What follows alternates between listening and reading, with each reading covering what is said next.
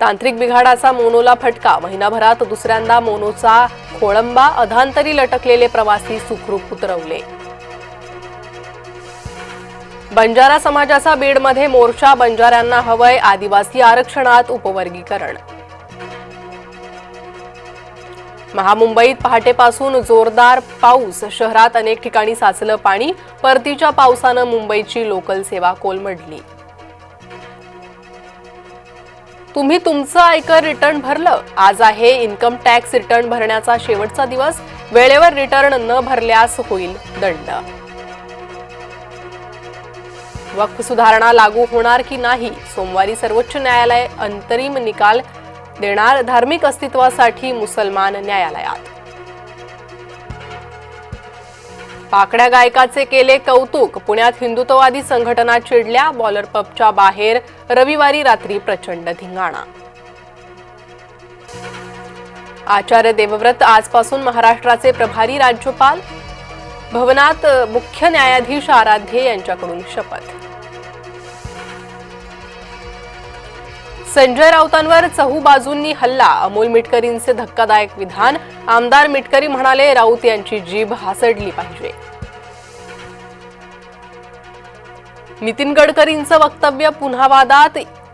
इमानदारीनं 200 कोटी कमावले। नितीन गडकरींचं वक्तव्य ठरलं लक्षवेधी।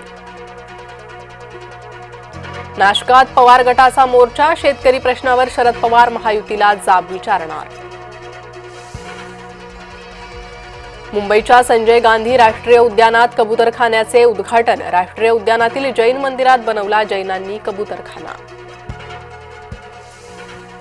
नाशकातल्या बैठकीत मराठे आपापसात भिडले। मराठा विद्याप्रसारक संस्थेच्या वार्षिक सभेत राडा। मविप्रच्या खासगी विद्यापीठाचा मुद्दा ठरला वादाचा। साताऱ्यात एका महिलेला डबल जुळं। पहिल्या बाळंतपणात तिळं, आता झाली एकाच वेळी 4 मुलं। साताऱ्यात मजुराचा डबल धमाका। धनगरही अनुसूचित जमातीतल्या आरक्षणासाठी सरसावले। बारामतीत आरक्षण श्रेणी बदलासाठी धनगरांची लवकरच बैठक। सरकारला प्रश्न चिघळत ठेवायचे आहे। मराठा आरक्षण वादाच्या निमित्तानं शरद पवार यांचं टीकास्त्र। आरक्षणावरून दोन्ही बाजूनं राजकारण होतंय। समंजस नेत्यांनी समाजातील तेढ कमी करावी। मुख्यमंत्री फडणवीसांचं आवाहन। आंदोलकांवर गुन्हा दाखल केल्यानं ओबीसी नेते आक्रमक। पोलिसांना पुढे करून दहशत निर्माण करण्याचा प्रयत्न। ओबीसी नेते लक्ष्मण हाकेंचा सरकारवर गंभीर आरोप।